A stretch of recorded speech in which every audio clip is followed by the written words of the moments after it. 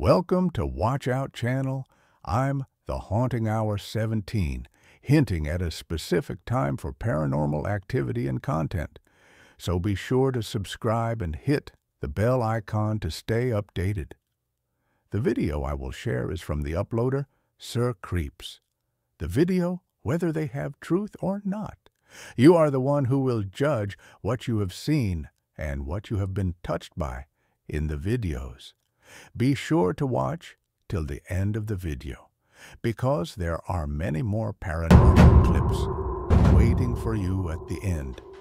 Maraming salamat po, and enjoy scary watching.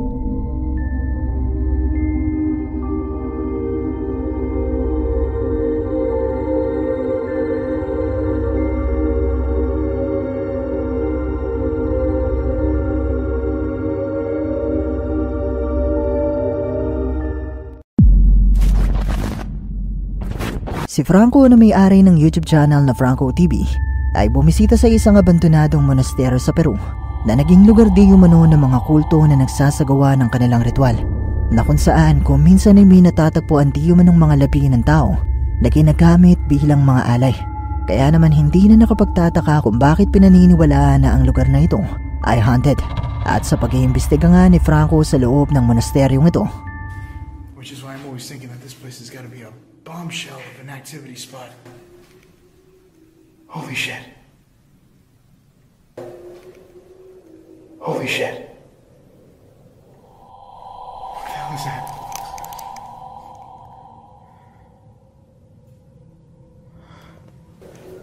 Listen. Listen. Listen.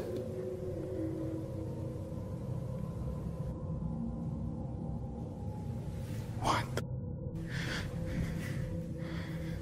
Hold on, I'm gonna get my other flashlight.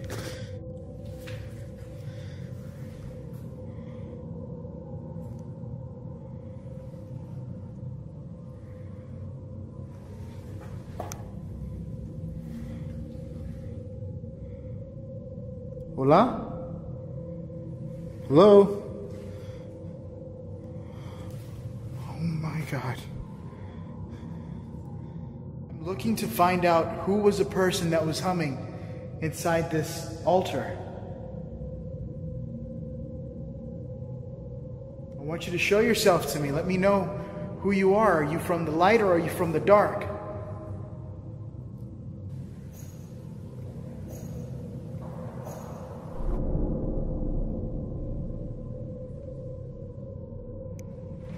Is it okay that I got another one.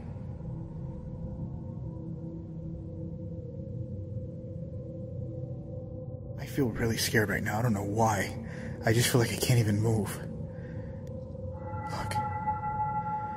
If you're from the dark, can you come close to me again?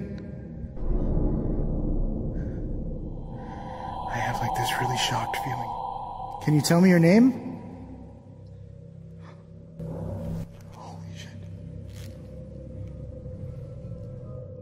Can you come close to the black box in my hand?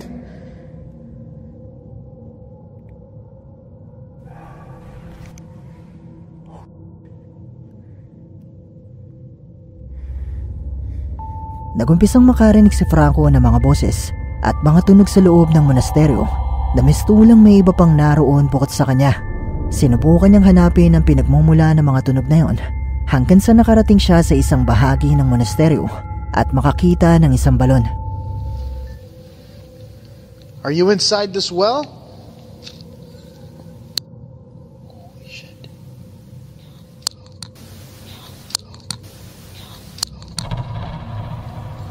Oh shit. I just heard something. And it legit sounded like it sounded like something just said no. You dare. I dare what?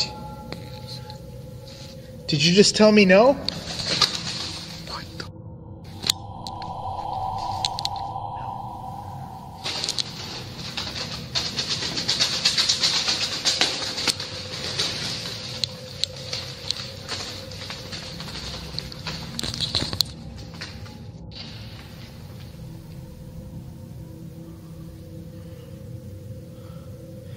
This thing literally just said, "Do you dare?"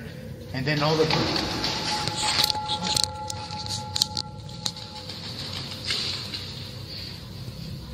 It literally just said, "Do you dare?"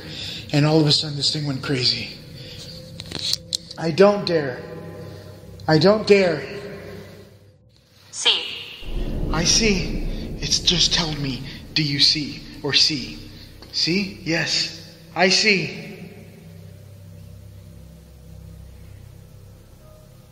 Did I upset you in any way? I'm sorry if I did. I have it all right now. And I've been to a ton of locations. This one is by far one of the creepiest. If you're trying to scare me, you are scaring me. Nagtanong si Franco sa mga kaluluwa na posibleng naroon kung nasa loob ba sila ng balon at maririnig ang boses ng mistulang isang babae na sumagot ng no. At matapos ito ay binangkit naman ng Ovilus sa mga salitang New dare. Na para bang nagtatanong kay Franco kung gusto ba nitong subukan ang kaya niyang gawin. At maya-maya pa nga ay nakarinig na si Franco ng mga malalakas na tunog na nagmumula sa mga puno. Dahil dito ay napaatras si Franco at binanggit ng Ovilus ang salitang si, na para bang sinasabi kay Franco na nakita mo ba ang kaya kong gawin? Di ba siya nagtatapos? It sounds like footsteps.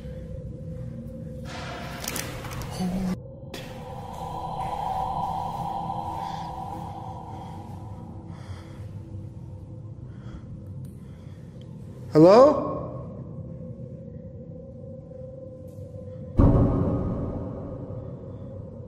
Hola?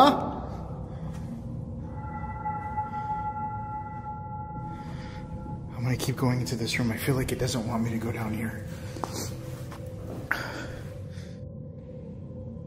She's coming.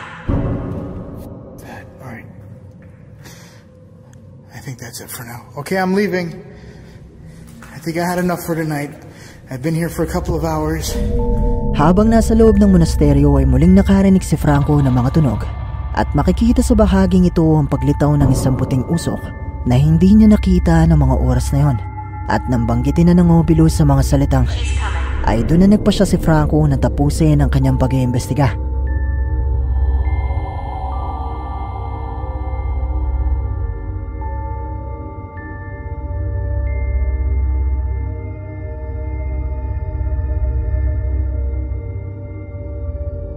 Ang mga tunog at mga pagpaparamdam kayang ito na nakuhaan ni Franco ay mga patunay na may mga kababalaghan na bumapalot sa abandonadong monasteryong ito. Isa nga kayang multo ang nahagip ng kamera ni Franco sa bahaging ito. Kayo, ano sa tingin nyo?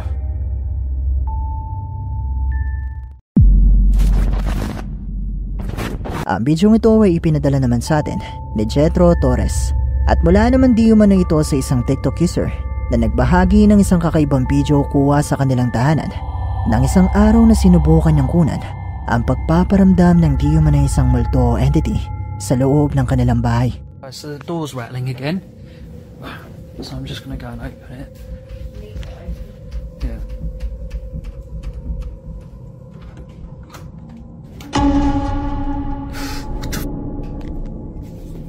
Narinig ng lalaking kumukuha ng video ang paggalaw ng kanilang pintuan na mistulang may kung ano na nagbubukas nito. At nang buksan niya ito ay nakita niya sa isang sulok ng kanilang bahay ang isang itim na figura ng mistulang isang tao na agad ding nagtago.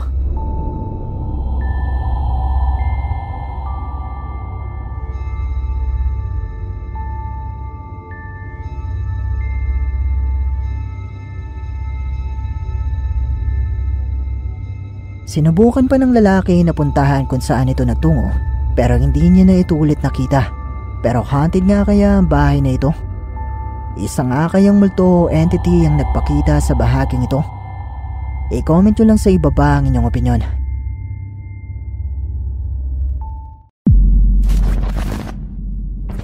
Sa bidyong ito ay magpapakita ako ng 3 Japanese ghost videos at ang una nating clip ay mula sa isang magkasintahan sa Japan na pumasok sa loob ng isang sikat na kuweba.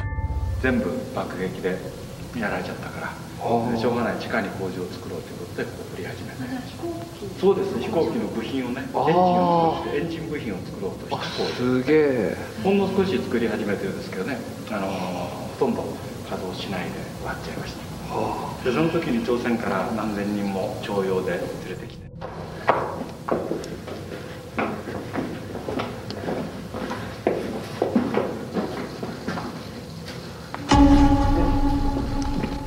あれどうしたの？なんかそこに人がいた気がしたの。どこに？そこ。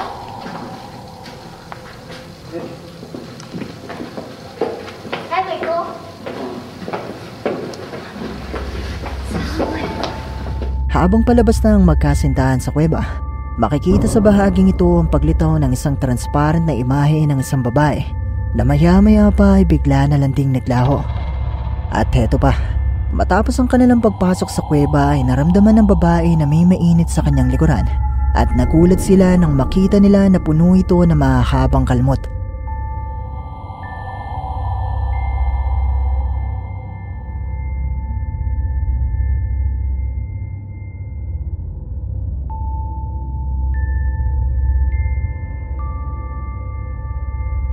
Ang ikalawa nating clip ay kuha naman ng isang lalaki ng isang araw na maglibot ito sa isang abandonadong bahay sa Japan.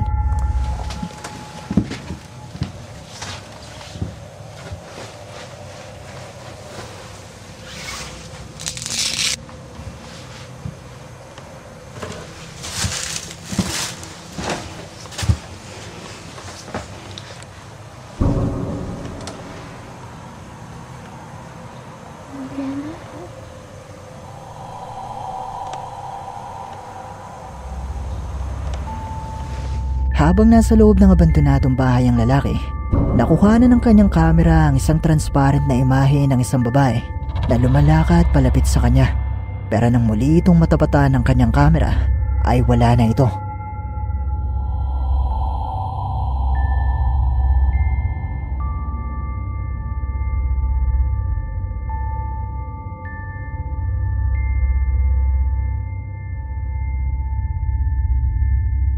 Ang huli naman nating clip na mula pa rin sa Japan ay kuha naman ng isang magkasintahan habang sila ay nag-uusap malapit sa isang dagat.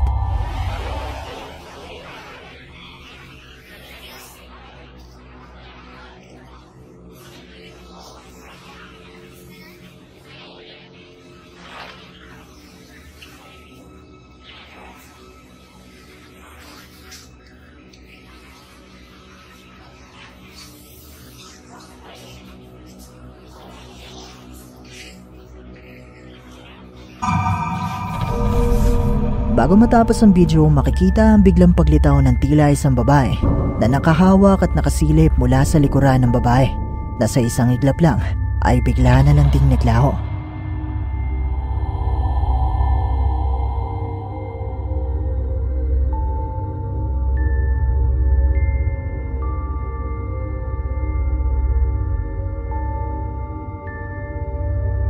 Totoo nga kaya mga bidyong ito na mula sa Japan? Isa nga kayang multo ang nagpakita sa kuwebang ito? Multo nga kaya ng isang babae na posibleng dating nakatira sa bahay na ito ang nagpakita sa bidyong ito? Isa rin kayang multo ang bigla na lang lumitaw sa likuran ng babaeng ito? Kayo na ang bahalang umusga.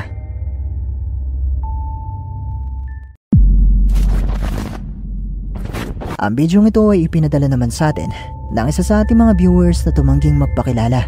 At ayon sa kanya, ang bidyong ito ay mula sa isang lalaki sa Mexico na kinukuna ng bagong bili niyang bahay para ipakita sa kanilang mga kaanak. Pero hindi niya inaasahan na mayroon pa palang ibang makukuhana ng kanyang kamera.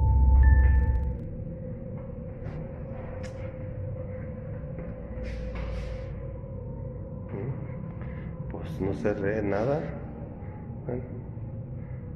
Así es cámara. Cuarto de los niños. Aquí es la ventanilla, los closets. Aquí está el otro closet, otro closet. Sabi que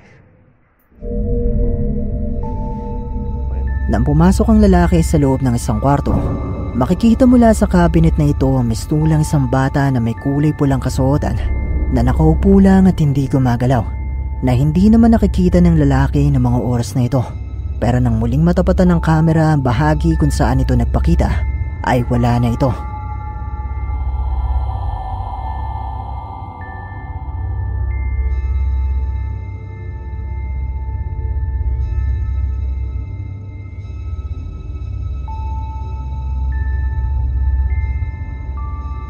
Totoo nga kaya ang nakuhanan sa bidyong ito? Isa nga kayang multong nagpakita sa loob ng cabinet na ito? Kung sakali man na ikaw ay mapalipat sa isang bahay at makakita ka ng ganito, ano ang gagawin mo?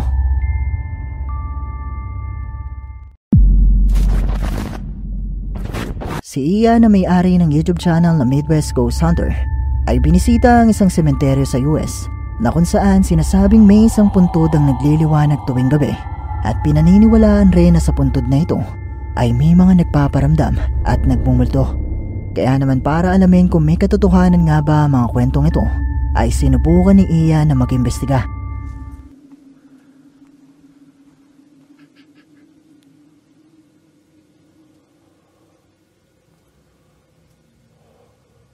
I'm just gonna kneel for a second.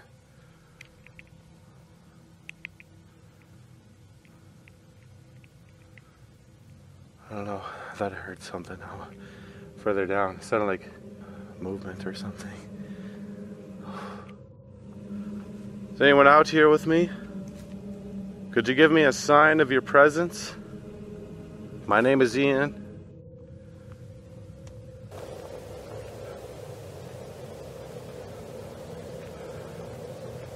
Oh shit. Dude. Okay, that's not normal.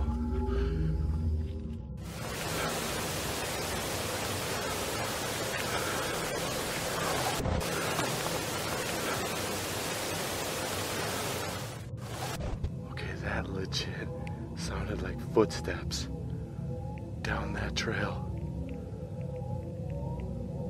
Hello? Yeah, I'm definitely not alone out here. And if there's a person out there and they don't have a light and they're just walking around the darkness like that, holy. I'm coming towards you, whoever you are. I hear somebody walking up and down this trail. Could you walk towards me?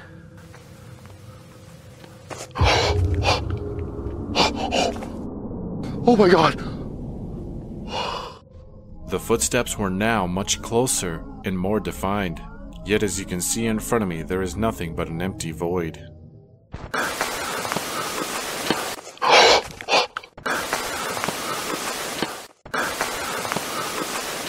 Who are you? I hear you, but I don't see you. Could you show yourself?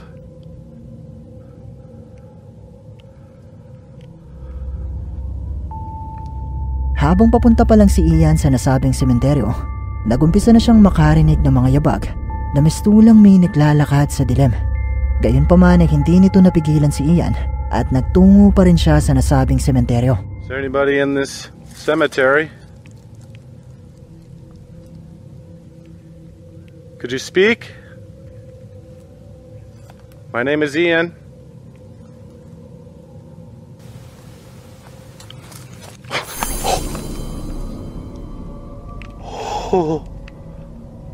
Oh my gosh.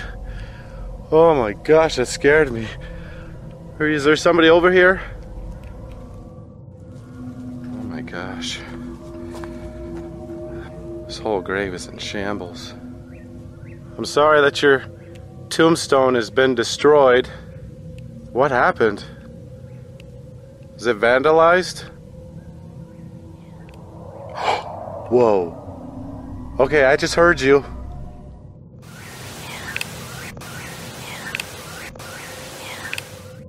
Okay, I heard you. Thank you so much for speaking with me. I'm here with nothing but respect. I'm getting eaten up by mosquitoes right now. But that's okay. It's worth it. If I could just hear your voice one more time. Whoa. Thank you. Oh my gosh. I heard that.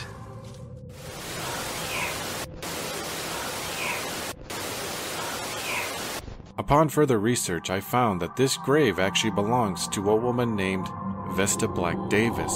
She is buried here by herself with no family members. A truly sad revelation. Nang makarating na si Ian sa nasabing sementeryo, ay patuloy pa rin siyang nakakarinig ng mga tunog sa kanyang paligid. At sa puntod na ito ay narinig ni Ian ang boses ng isang babae na tila sumasagot at nakikipag-usap sa kanya. At napagalaman ni Ian na ang puntod na ito ay pagmamayari pala ng isang babae na tumutugma sa boses na narinig niya. Matapos ito ay nagtungo na si Ian sa sinasabing umiilaw na puntod. If there's anyone that haunts this gravesite, could you show yourself somehow? If this grave glows, could you make it light up right now? Whoa! Holy crap! Dude, I just seen like a light float by that tombstone. Did you just appear? I'll take my light away again. If that was you, could you appear like that again? Oh my god! I just did it again! Yet again, I captured the same glow, only this time, much more clearly. That was freaking cool! Could you do that one more time?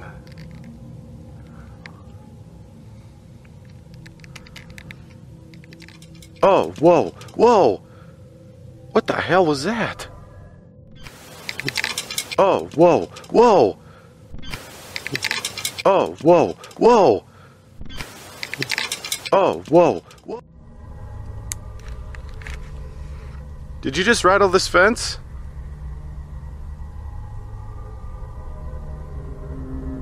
If that was you, and you just rattled this fence, could you do it again?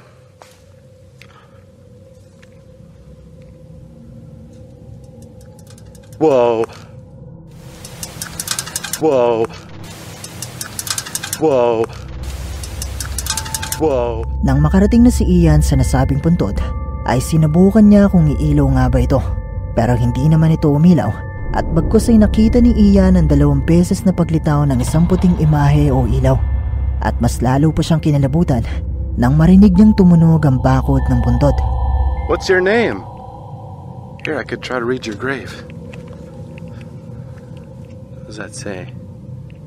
Nanny? Is your name Nanny? Whoa. Okay. I take that as a yes. Thank you. I take it you're a female. Is there anybody else that's buried here? Whoa, I just heard your voice. Could you say it once more? Dude, oh my god, I just heard you again!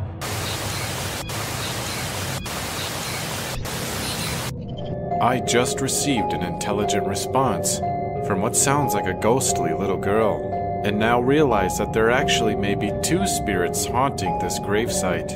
Nanny Bickle, who passed away at the age of 5, and Ida Bickle, who passed away at age 7. What does that say? Ida! Oh my god! Her name is Ida! And I just heard that on the voice recorder. That is exactly what I heard now that I think about it. It was definitely an I. Holy shit, my heart is thumping right now. Dude, this is insane. I'm getting so much awesome activity over here. Whoa. Whoa. Oh my god, those are moving. Nung una inakala ni Ian na isa lang ang batang nakalibing sa puntod na ito. Pero matapos niyang marinig ang boses ng isang bata na binanggit ang pangalang Ida, muli siyang napatingin sa puntod at napagtanto na 2 pala ang batang nakalibing dito. At ang pangalan ng isang bata ay Ida. Pero di pa siya nagtatapos dahil nang sinubukan na ni Ian na kumuha ng mga litrato.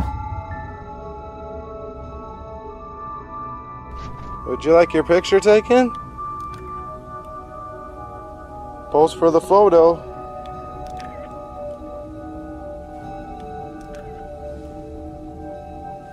Could you smile? Alright, I'm gonna count to 3, okay? And I want you to pose for this photo. 1, 2, 3. If you look at this photo closely, there appears to be two misty little girls staring into the camera from the gravesite. They both appear to be in their adolescence, have long hair, and dark beady eyes. In the photo taken afterwards, they are completely gone. Inimbitahan ni Ian na magpakuha ng litrato ang kaluluwa ng dalawang bata. At matapos nga ang ilang kuha, ay lumito sa litratong ito ang imahe ng dalawang batang babae.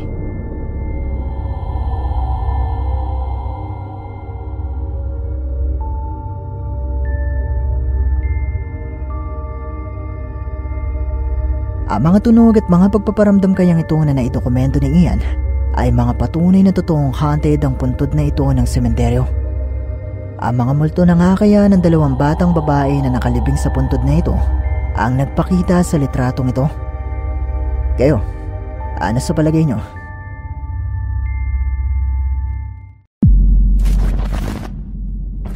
May isang litrato na kumalat sa Facebook nitong nakaraan na makailang ulit na rin ipinadala sa atin ng ilan sa ating mga manonood, na kung saan sinasabing sa litratong ito di umano ay makikita ang tila isang multo na nasa loob ng isang bus.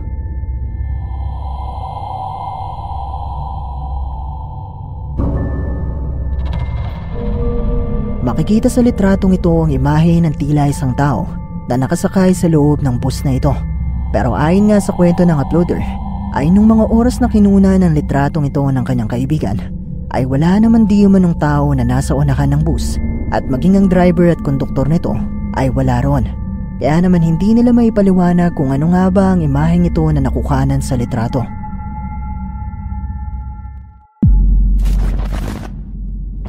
Ang bidyong ito ay ipinadala naman sa atin ng isa sa ating mga viewers na tumangging magpakilala, at mula di umano ito sa isang Russian YouTube channel na hindi niya na maalala ang pangalan. Pero sa bidyong ito nakuha di umano ng isang grupo ay nagpakita di umano ang isang entity o demonyo.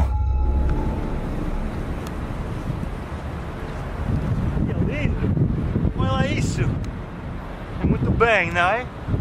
Tá, bom, vamos da casa.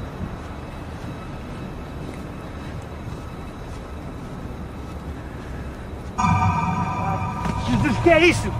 Vai! Vai! Habang ang grupong ito ay naglalakad at kinukuna ng mga tanawin sa lugar, makikita ang paglitaw ng isang itim na figura na naglalakad patungo sa kanila. Pero hindi na sila nagabalang alamin kung sino o ano ito, at agad na silang tumakbo paalis sa lugar.